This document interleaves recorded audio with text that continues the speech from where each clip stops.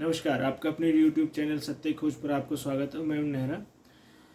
अजी अभी अभी आपने बहुत करीब पूरे दिन से आप एक शब्द सुन रहे होगे, सेंगोल।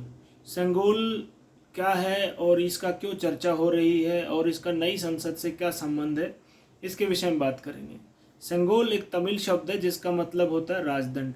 राजदंड कहाँ से शुरू हुआ? ये चोल वंश के राजाओं से संबंधित है। जब चोल वंश के राजा, जब कोई नया राजा, पुराना पुराना राजा पदयुक्त होता था और उसके बाद नए राजा को वो राजदंड दिया जाता था।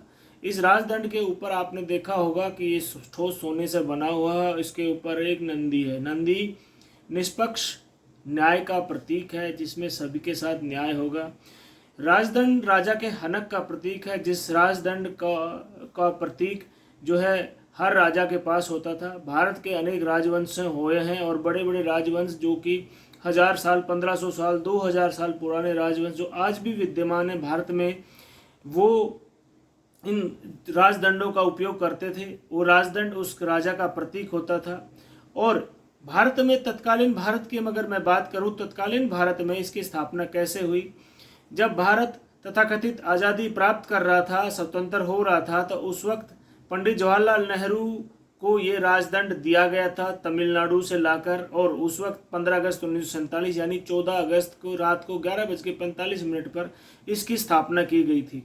जब नई संसद भवन का निर्माण हो रहा था तो माननीय प्रधानमंत्री नरेंद्र मोदी जी ने इस पर रिसर्च करने के लिए कहा गया। जब रिसर्च करने के पर पता चला कि यहाँ भारत में सेंगोल की भी की परंपरा रही है। और सेंगोल यानी राजदंड का विवरण तो भारत के महाभारत और रामायण काल से प्रारंभ होता है, उससे भी पहले से प्रारंभ होता है।